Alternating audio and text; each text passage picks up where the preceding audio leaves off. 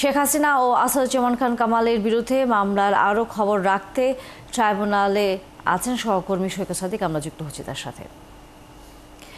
সৈকত, সাক্ষ্য গ্রহণ শুরু হয়েছে কিনা, সর্বশেষ কি খবর আছে আপনার কাছে এই বিষয়ে?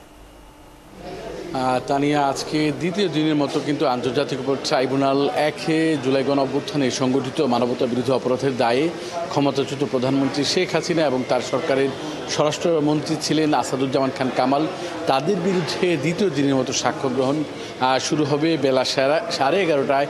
এই মামলার শুনানির সম্ভাবনা রয়েছে। এই মামলায় যদিও যে আগে 3 জন আসামি ছিলেন, যে আসামি তখনকার যে আইজিপি ছিলেন চৌধুরী আবদুল্লাহ মামুন, তিনি এখন রাজসাক্ষী। আজকে সকাল 9:30টার দিকে তাকেও নিয়ে আসা হয়েছে ট্রাইব্যুনাল যে হাজতখানা, সেখানেই রাখা হয়েছে এখন পর্যন্ত।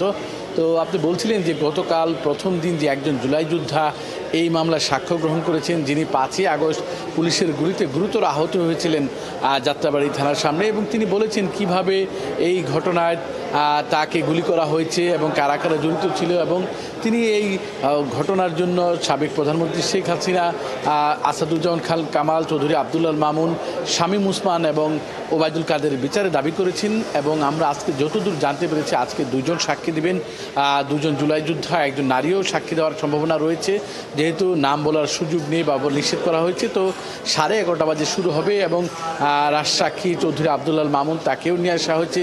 যদিও আগে তাকে যখন তিনি 10 জুলাইয়ের আগে যেদিন অভিযোগ গঠন হয়েছে তার আগ পর্যন্ত তাকে হ্যান্ডকাপ পরানো হতো, তার হাতে তার মাথায় হেলমেট থাকতো, কিন্তু গতকালকে থেকে তিনি অনেকটা ফ্রি। তো আজকেও যখন তাকে নিয়ে আসা হয় তিনি অনেকটাই নির্ভর, যদিও রাজসাক্ষী, তারপরেও কেন্দ্রীয় কারাগার থেকে তাকে নিয়ে আসা হয়, এরপর রাখা, সব মিলিয়ে।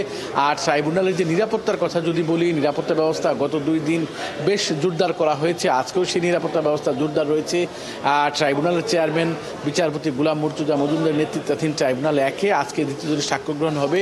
গতকালকে যখন সূচনা বক্তব্য উপস্থাপন করেন প্রসিকিউশনের পক্ষ থেকে, তখন এই বিচার সরাসরি সম্প্রচার করা হয়, কিন্তু যখন সাক্ষ্য গ্রহণ চলে তখন আর সরাসরি সম্প্রচার করা হয়নি। আজকেও এই বিচার সরাসরি সম্প্রচার করা হবে না।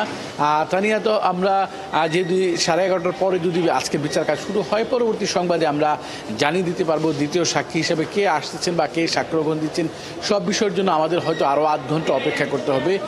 তানিয়া, এখন পর্যন্ত এই হচ্ছে আমার কাছে এই ট্রাইব্যুনালের 1 শেখ হাসিনার মামলার বিচার কার্যক্রমের সর্বশেষ পরিস্থিতি।